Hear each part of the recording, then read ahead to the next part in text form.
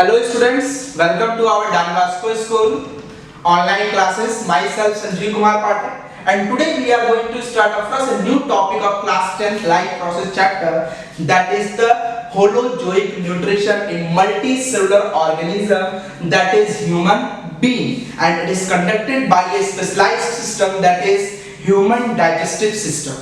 Clear? Last lecture में basically क्या discuss किया था कि जो होलोजोइक न्यूट्रिशन है, बताया था ना होलोजोइक न्यूट्रिशन क्या होता है, फटाफट बताओ। होलोजोइक न्यूट्रिशन वो न्यूट्रिशन होता है जिसमें सारे ऑर्गेनिज्म होल फूड को इनटेक करते हैं, इनटेक करने के बाद उसको डाइजेस्ट करते हैं, एनर्जी को यूज कर रहे होते हैं, और जो वेस्ट प्रोडक्ट होता है उसको रिलीज कर देते हैं। उसी को हम क्या कहते हैं, होलोजोइक न्यूट्रिशन कहते हैं। ये चीज आपको मैंने बताया, कोई दिक्कत यहाँ नहीं। दूसरी चीज होलोजोइक में ये भी बता दिया था कि कौन कौन से स्टेप्स होते हैं। तो स्टेप क्या था, इंजेशन। सबसे पहले वो फूड को इनटेक करता है, इंजेशन के बाद दूसरा स्टेप था क्या, डाइजेशन। वो फूड को क्या करता है, डाइजेस्ट करता है। जो बड़े बड़े पार्टिकल्स है उनको छोटे छोटे पार्टिकल्स में ब्रेक कर रहा होता है। तीसरा स्टेप बताया था एसिमिलेशन, सॉरी एब्जॉर्प्शन बताया था। क्या बताया था, एब्जॉर्प्शन। फूड को जो डाइजेस्ट हुआ उसको एब्जॉर्ब करते हैं। चौथा स्टेप क्या था, एसिमिलेशन। वो पूरे पूरे सेल में क्या होता है, मूव कर जा रहा होता है, स्प्रेड हो जा रहा होता है, ठीक है, ट्रांसपोर्ट हो जाता है। लास्ट स्टेप बताया था egestion, removal of waste product. Waste product को वो रिमूव कर देते हैं, जो अनडाइजेस्टेड फूड है उसको रिमूव कर देते हैं, उसी को क्या कहते हैं, इजेशन। ये सारी चीजें हमने लास्ट के लेक्चर में अपन ने क्लियर कर दी थी। यहां तक तो कोई डाउट नहीं होगा, अगर कोई डाउट हो भी तो कमेंट सेक्शन में लिखो। दूसरी चीज यहाँ पे आज क्या हम डिस्कस करेंगे, आज हम एक फ्रेश टॉपिक डिस्कस करने जा रहे हैं, that is holozoic nutrition in human being और मल्टीसेलुलर ऑर्गेनाइजेशन, जिसका ओवरव्यू लास्ट के लेक्चर में अपन ने दे दिया था। हमने दे दिया था आपको, और उसमें हमने क्या क्या डिस्कस किया था कि होलोजोइक न्यूट्रिशन जो होगा वो किसमें हो रहा होगा, ह्यूमन बीइंग में होगा। किसमें होगा, ह्यूमन बीइंग में होगा, और उसको कंडक्ट करने के लिए एक well specialised well developed system conduct होता है, एक सिस्टम वर्क करता है। That system is called as a human digestive system. That system is called as a human digestive system. तो नेक्स्ट आ जाइए, यहाँ पे फटाफट हेडिंग डालिए, ह्यूमन डाइजेस्टिव सिस्टम। देखिए बहुत इंपॉर्टेंट टॉपिक है। आज का जो हमारा लेक्चर है पूरा बेस्ड होगा ह्यूमन डाइजेस्टिव सिस्टम स्टार्ट करेंगे, और this is the one of the most important topic. ये सबसे बोर्ड, आप लोग तो बोर्ड एस्पायरेंट हो 10th के हो, ये बोर्ड के लिए तो सबसे इंपॉर्टेंट टॉपिक है। एक्चुअल में देखा जाए तो जो डाइजेस्टिव, ये चैप्टर इंपॉर्टेंट है भाई, क्योंकि डाइजेस्टिव भी इसी में दे रखा है, रेस्पिरेटरी भी इसी में दे रखा है, एक्सक्रीटरी भी इसी में दे रखा है, सर्कुलेटरी भी इसमें, मतलब जितने इंपॉर्टेंट टॉपिक्स होते हैं सब इसमें कवर कर रखा है, ठीक है ना। तो डाइजेस्टिव सिस्टम सबसे इंपॉर्टेंट है, क्यों, सबसे पहली चीज इसमें एंजाइम बताते हैं। क्या डिस्कस करते हैं हम लोग, एंजाइम। और ज्यादातर क्वेश्चंस में बताऊं, ज्यादातर क्वेश्चन जो 2 मार्क्स या 1 मार्क्स के क्वेश्चंस होते हैं वो एंजाइम से पुट अप कर ले जाते हैं। इसके साथ साथ 4 मार्क्स के क्वेश्चन में एलिमेंट्री कैनॉल आ जाता है भाई, डायग्रामेटिक रिप्रेजेंटेशन एंड एक्सप्लेनेशन, दोनों चीज करने को आता है। किसका, एलिमेंट्री कैनॉल। क्या है एलिमेंट्री कैनॉल, अभी पढ़ेंगे, अभी क्वेश्चन सुन लो कौन कौन से पूछे जा सकते हैं, साथ साथ ही बताता रहूंगा, उसमें कोई बात नहीं, ठीक है। साथ साथ इंपॉर्टेंट चीज, साथ साथ हम सारे क्वेश्चंस करते रहेंगे, ठीक है। जो भी इंपॉर्टेंट टॉपिक है, लेक्चर को बीच में लीव मत करना। जो भी इंपॉर्टेंट टॉपिक है वो टॉपिक पढ़ाया जाएगा, उसमें जो इंपॉर्टेंट लाइन है, एटलीस्ट जो इंपॉर्टेंट लाइन है उसके ऊपर भी स्टार्स बनवाऊंगा, उसको भी बताऊंगा कौन से इंपॉर्टेंट है, कौन कौन से क्वेश्चंस पूछे जा सकते हैं वहां से। तो ये सारी चीजें हम साथ साथ कवर करते चलेंगे, बस साथ साथ आप लोग बने रहना, ठीक है। तो चलिए स्टार्ट करते हैं human digestive system. First heading डालिए फटाफट, ह्यूमन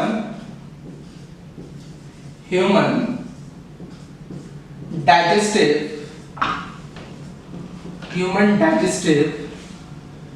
सिस्टम, पूरा लिखो यार, नीचे जा रहा है। Human digestive system, human digestive system.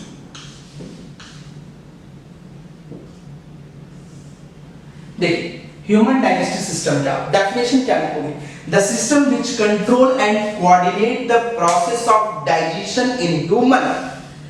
The system which control and coordinate the process of digestion in human is called as a digestive system. बात समझ में आई? तो पहले डेफिनेशन लिख लो कि the system which control and the system which control and coordinate the process of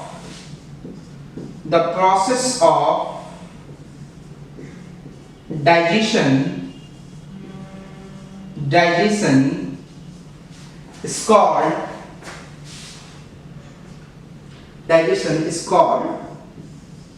digestive.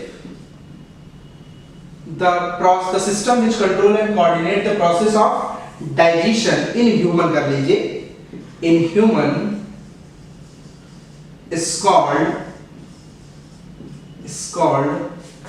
human digestive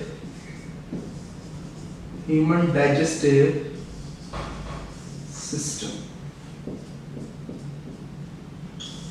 ठीक है, तो हमने क्या कहा, the system which control and coordinate, जो क्या करता है, कंट्रोल करता है और कोऑर्डिनेट करता है द प्रोसेस ऑफ डाइजेशन की प्रोसेस को ह्यूमन में, उसी को हम क्या कहते हैं, ह्यूमन डाइजेस्टिव सिस्टम. वो सिस्टम जो ह्यूमन के अंदर डाइजेशन की प्रोसेस को कंट्रोल एंड कोऑर्डिनेट करेगा, that system is called as a human digestive system.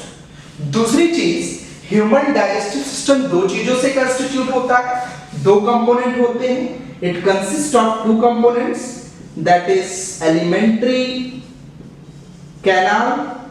पहला क्या होता है, एलिमेंट्री कैनाल, और दूसरा क्या होता है, that is digestive gland.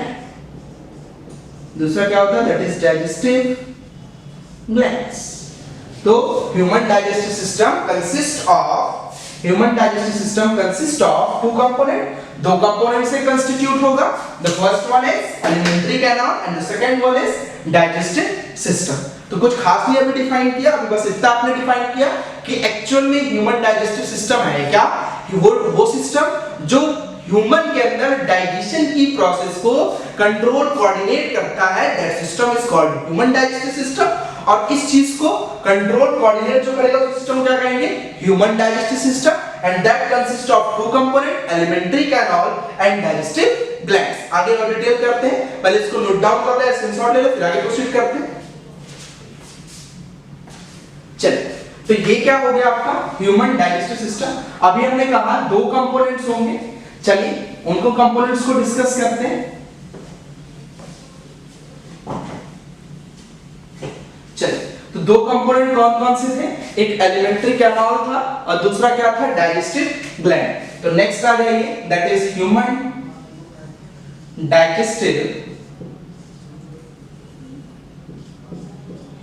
Digestive system. अब देखिए नेक्स्ट यहाँ पे अभी हमने बताया कि human digestive system consist of two component, दो कंपोनेंट से कंस्टिट्यूट हो रहा है. The first one is elementary canal and the second one is that is digestive gland. So there are two components of the human digestive system, that is alimentary canal and the digestive gland. Alimentary canal क्या है, basically it extends from, it is a tubular structure which extends from mouth to anus. Clear, हमने कहा ये tubular structure जो कहां से कहां extend होता है, from mouth to anus.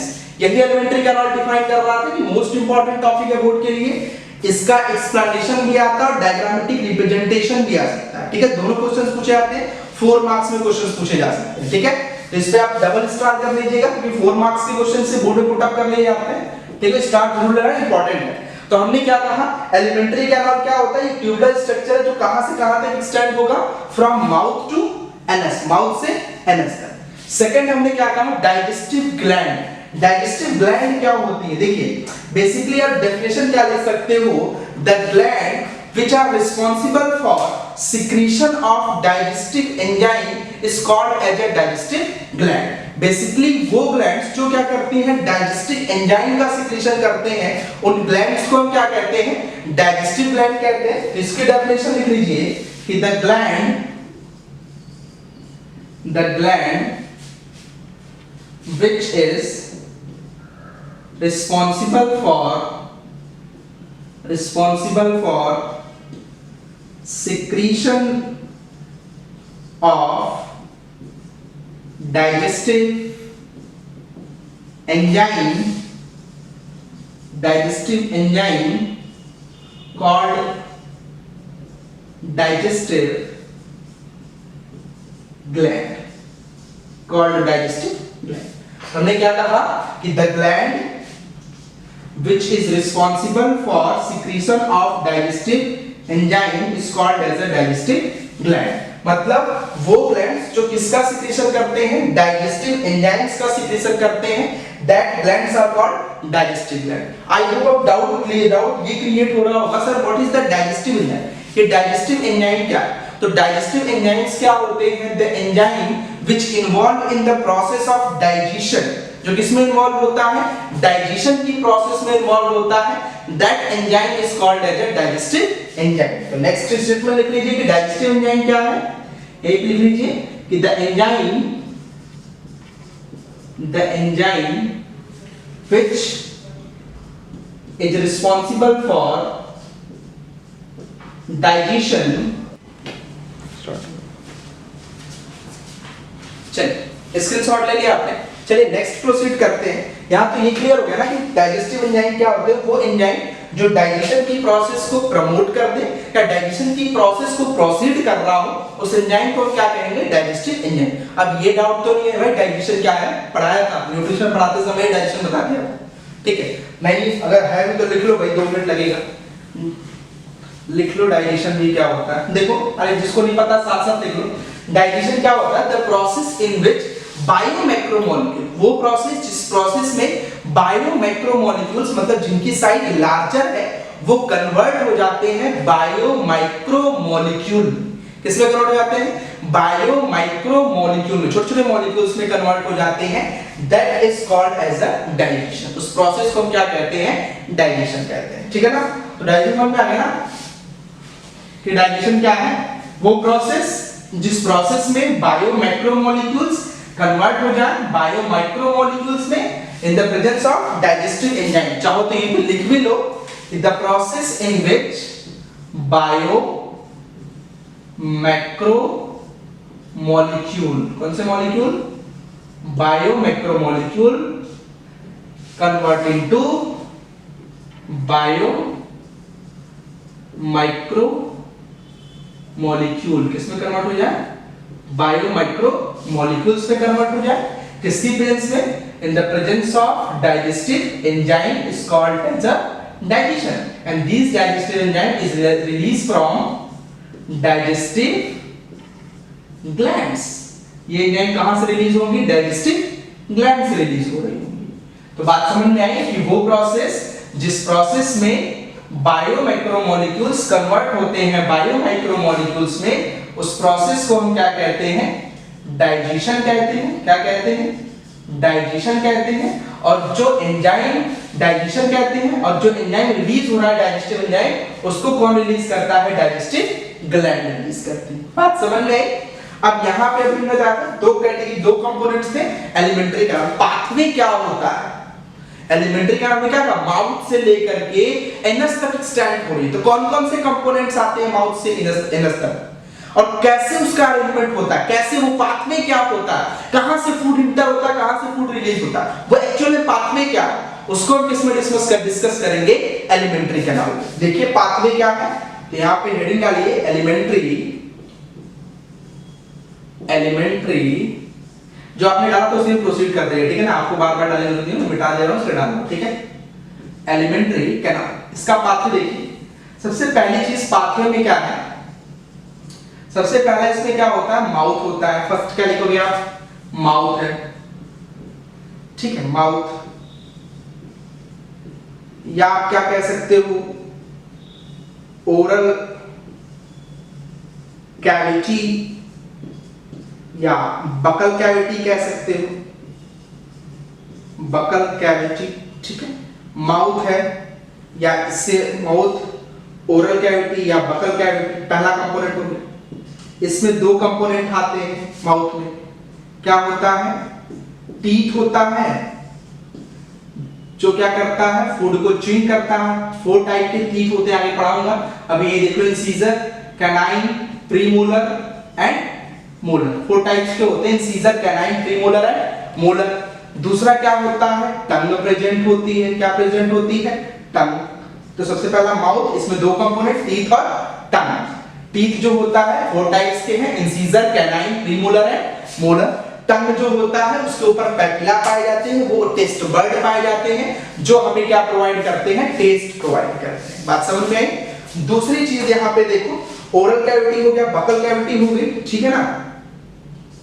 Oral cavity, buccal cavity, ये कहां ओपन होती है, ओरल कैविटी जो है या बकल कैविटी है वो डायरेक्ट कहां ओपन होगी, फेरिंग्स में ओपन होगी। कहां ओपन होगी, फेरिंग्स में। तो कहां ओपन होती है, फेरिंग्स में। और फेरिंग्स क्या है, it is a common opening for, किसके किसके लिए कॉमन ओपनिंग है, common opening for food pipe,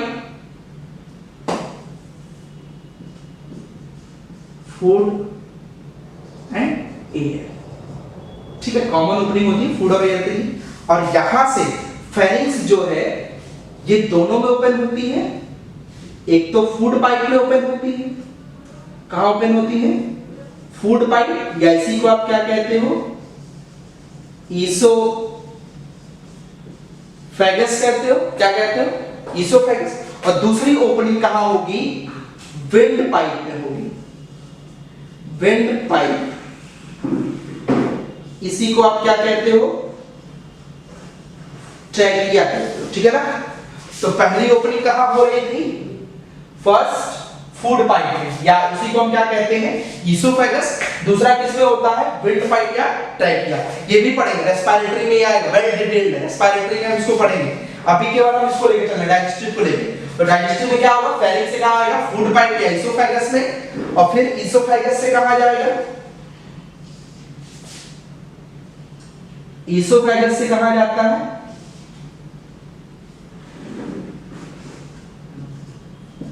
oesophagus से जाएगा स्टमक में, स्टमक से कहां जाता है, इंटेस्टाइन में जाता है। स्टमक के भी 3 पार्ट होते हैं, आगे पढ़ाऊंगा, डिटेल पढ़ाऊंगा। कार्डियक, फंडस, पाइलोरिक, ठीक है। कौन कौन से पार्ट है, 3 पार्ट है, कार्डियक, फंडस, पाइलोरिक, ठीक है।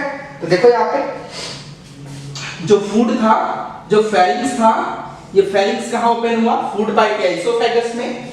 ईसोफेगस कहां ओपन हो गया, स्टमक में। कहां ओपन हुआ, स्टमक में ओपन हुआ। ईसोफेगस कहां ओपन हुआ, स्टमक में। स्टमक के 3 पार्ट्स हैं, कार्डियक, फंडस एंड पाइलोरिक। फिर ये कहां ओपन होगा, स्टमक कहां ओपन हुआ, इंटेस्टाइन। इंटेस्टाइन देखो, इंटेस्टाइन के भी 2 पार्ट्स होते हैं, इंटेस्टाइन के भी 2 पार्ट्स होंगे,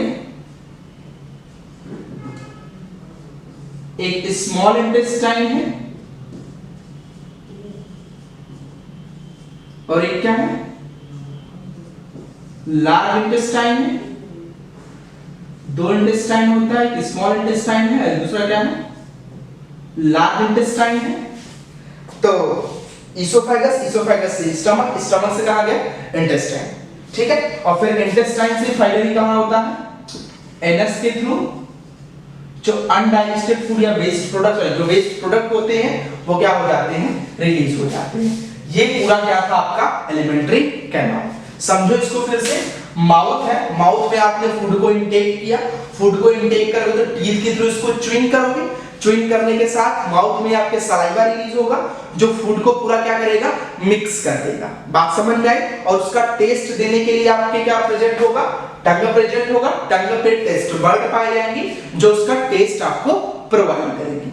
च्युइंग करने में आपके टीथ इन्वॉल्व होंगे। कौन कौन से टीथ होते हैं? 4 टाइप्स के टीथ होते हैं। कौन कौन से? Incisor, canine, premolar and molar.